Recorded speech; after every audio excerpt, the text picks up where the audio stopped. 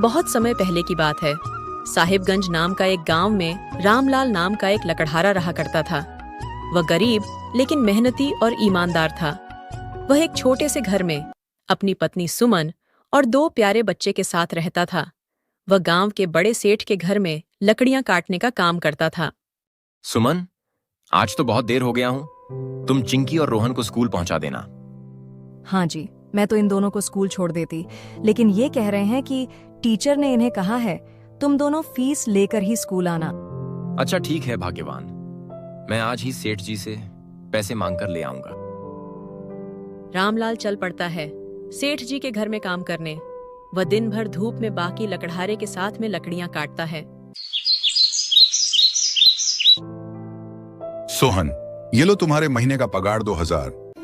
सेठ जी, मैंने तो इस महीने पूरी मेहनत और लगन से काम किया है। मैंने तो 3000 का काम किया है और आप मुझे 2000 ही दे रहे हैं। पैसों की बहुत जरूरत है और पैसे दे दीजिए। इस महीने 2000 ही दे पाऊंगा क्योंकि बाजार में लकड़ियों का दाम कम हो गया है। रामलाल, ये लो, तुम भी अपना पैसा ले जाओ। तुम भी 2000 ही रखो और बाकी के बचे हुए पैसे अगले महीने ले लेना। ऐसा मत कीजिए मालिक, मुझे बच्चों की स्कूल फीस भी भरनी है और घर में कुछ खाने को भी नहीं है। इस महीने किसी तरह काम चलाओ। मेरे पास भी पैसे नहीं हैं। अगले महीने पूरे पैसे दे दूंगा। रामलाल और बाकी लकड़हारे कम पैसे ही लेकर घर चले जाते हैं। सेठ जी को हमारे साथ ऐसा नहीं करना चाहिए। देख लेना, एक ना एक दिन हम गरीबों को सताने की सजा भगवान जरूर देंगे। नहीं सोहन भाई, किसी के बारे में ऐसा नहीं सोचना और नहीं बोलना चाहिए। वह हमारे लिए भगवान के बराबर है। उन्हीं के घर में काम कर हम 2 वक्त की रोटी खा पाते हैं और परिवार चलाते हैं। वे सब अपने घर की तरफ चले जाते हैं और रामलाल अपने घर की तरफ जाने लगता है। क्या करूं इतने कम पैसे में? मैं घर का राशन लाऊं या चिंकी और रोहन के महीने फीस भरूं? कुछ समझ में नहीं आ रहा। रामलाल कुछ सोचता हुआ जा रहा था। तभी उसने देखा कि रास्ते में एक बुजुर्ग आदमी खड़ा है। अरे बेटे, मुझे बहुत जोरों की प्यास लगी है, जरा पानी पिला दो। अरे बाबा, मेरे पास तो अभी पानी नहीं है, लेकिन थोड़ी देर रुकिए, मैं अभी ला देता हूं। रामलाल उस बुजुर्ग के लिए पानी लाने जाता है और कुछ देर बाद पानी लेकर आता है। ये लीजिए बाबा पानी, आप आराम से बैठकर पी लीजिए।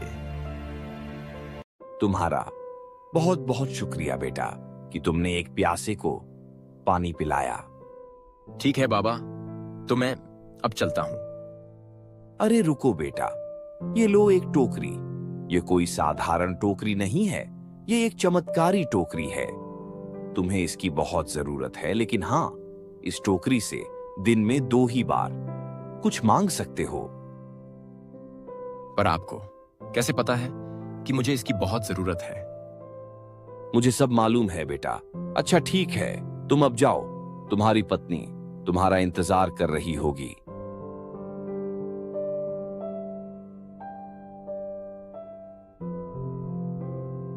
रामलाल उस जादुई टोकरी को लेकर घर आ जाता है।